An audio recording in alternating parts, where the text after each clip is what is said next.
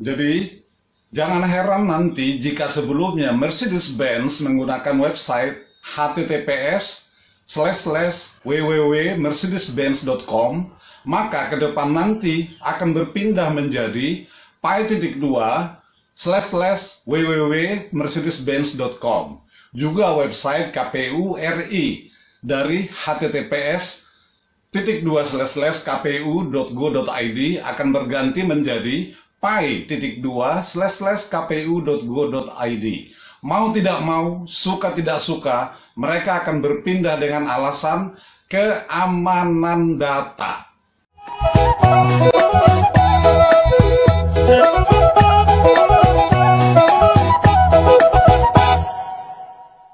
Selamat pagi para pionir sejati.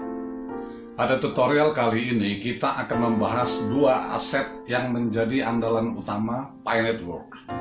Kedua aset inilah yang saya maksudkan akan menjadikan harga mata uang digital atau CryptoPi akan sangat mahal nantinya.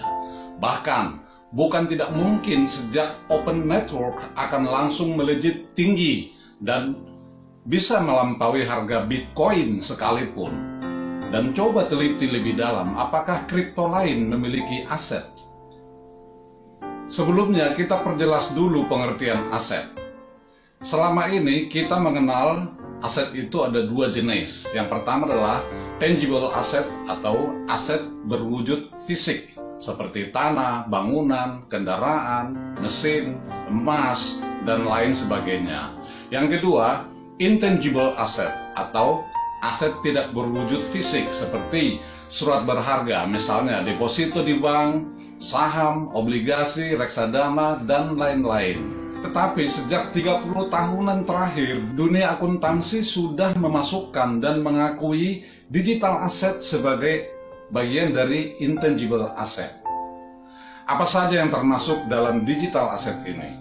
Banyak sekali, mulai dari cryptocurrency atau mata uang digital, perangkat lunak atau software seperti Microsoft, JavaScript, hingga berbagai aplikasi yang terdapat di komputer atau smartphone atau gadget yang kita pakai sehari-hari seperti Google, Facebook, WhatsApp, Instagram, TikTok, dan banyak aplikasinya.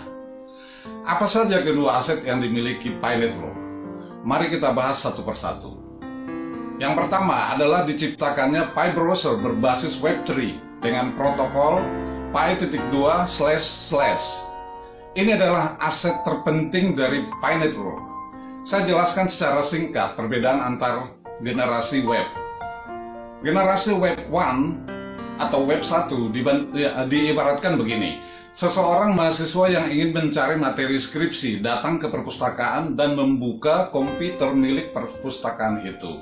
Tetapi dia hanya bisa mencatat atau mencetak atau mungkin menyalinnya dalam media penyimpanan data seperti disket atau flash disk untuk dipergunakan dalam menulis skripsinya. Satu arah sifatnya, tetapi ini zaman dulu loh ya. Dunia teknologi informasi berkembang. Generasi Web 2 muncul dengan protokol https://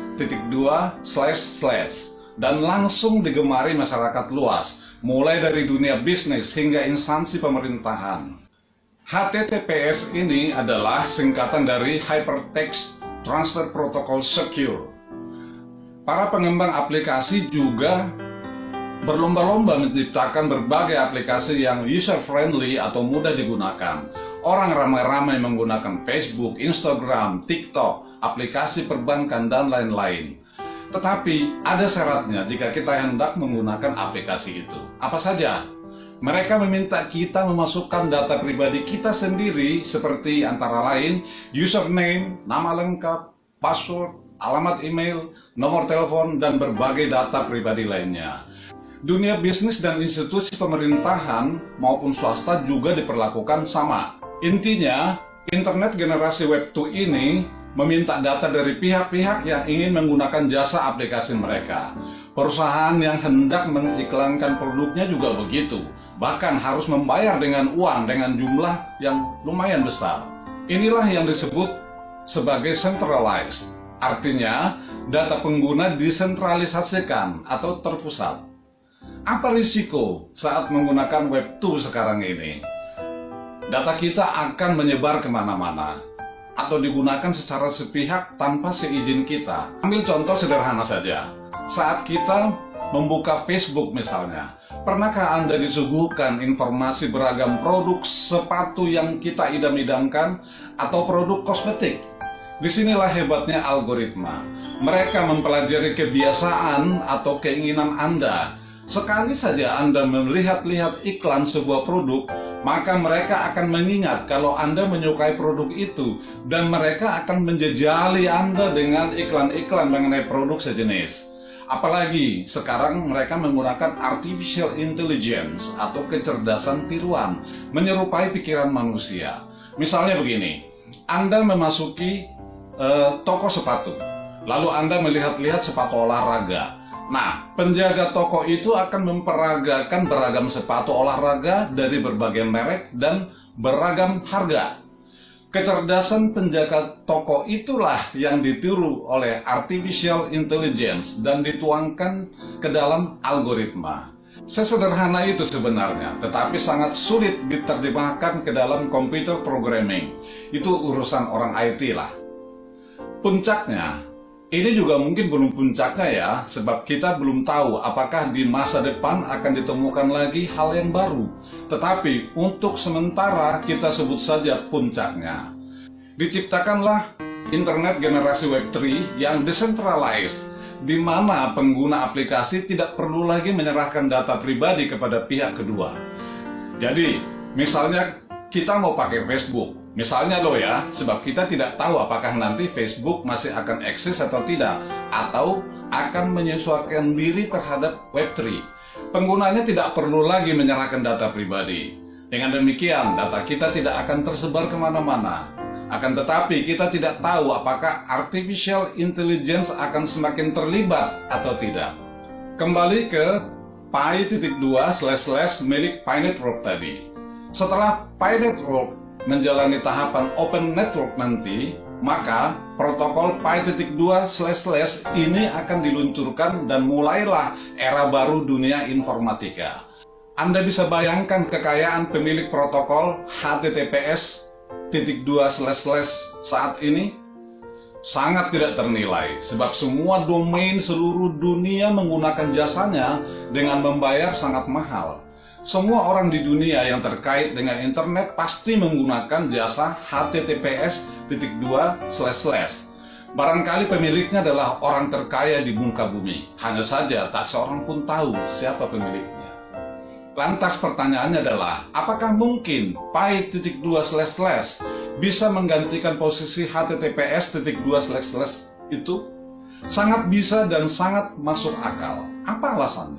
Yaitu tadi, decentralized. Pebisnis dunia tentu tidak ingin data mereka diketahui orang lain. Perbankan juga tidak ingin data nasabah mereka tersebar kemana-mana. Pemerintah dunia pun begitu. Rumah sakit, dunia pendidikan, militer, pokoknya semua pihak yang terkait dengan internet. Bahkan rakyat umum juga tidak ingin data mereka bocor. Jadi, jangan heran nanti jika sebelumnya Mercedes-Benz menggunakan website https://www.mercedes-benz.com, maka ke depan nanti akan berpindah menjadi Pi.2//www.mercedes-benz.com. Juga website KPU RI dari https://kpu.go.id akan berganti menjadi Pi.2//kpu.go.id. Mau tidak mau, suka tidak suka, mereka akan berpindah dengan alasan keamanan data.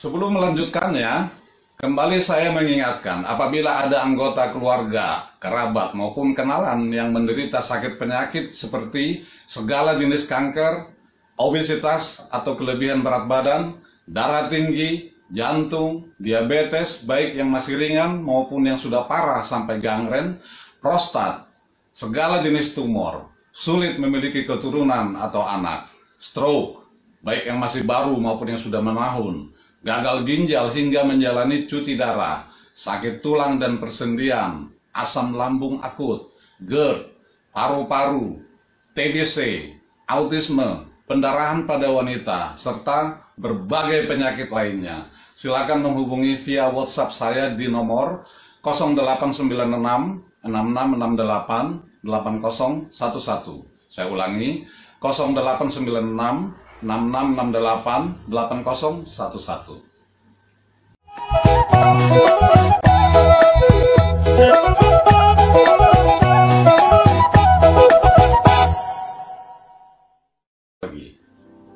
Sekarang kita bahas aset kedua milik Pi Network. Namanya adalah Pi@ Network. Ini sudah saya bahas pada konten sebelumnya dengan judul Pi@ Network meningkatkan nilai koin Pi. Silahkan simak agar kita tidak perlu mengulanginya lagi. Intinya, Pi@ Network adalah sebagai sarana perusahaan dunia atau instansi dunia untuk mengiklankan produk atau kepentingan mereka. Untuk penggunaan jasa protokol Pi.2// dan Pi@ Network itu, maka seluruh instansi yang terkait dengan internet protokol harus membayar kepada Pi Network. Dengan apa mereka harus membayar? Tentu saja dengan mata uang digital atau cryptocurrency Pi. Mereka tidak menerima pembayaran dengan uang fiat manapun. Lantas, kemana mereka akan mendapatkan Pi? Silahkan Anda jawab sendiri dengan tetap mengingat bahwa jumlah suplai Pi hanya terbatas 100 miliar Pi saja. Dan ingat pesan saya, jaga baik-baik koin Pi Anda, sebab dengan hanya memiliki 0,0001 Pi saja, nilainya akan tinggi nanti. Jadi, Anda bisa bayangkan betapa kayanya nanti Pi Network. Kemungkinan besar akan melampaui kekayaan pemilik protokol HTTPS:// tadi. Dan siapa yang termasuk dalam komunitas Pi Network? Kita semua para pionir, Anda dan saya. Oh ya, saya ingatkan lagi, bagi yang belum, silakan tekan tombol bell, sebab ternyata di YouTube sudah tidak ada subscribe lagi. Juga mohon tekan tanda jempol atau like dan share video ini sebanyak mungkin, serta berikan komentar untuk kita diskusikan. Keep mining, Pioneer. Bye.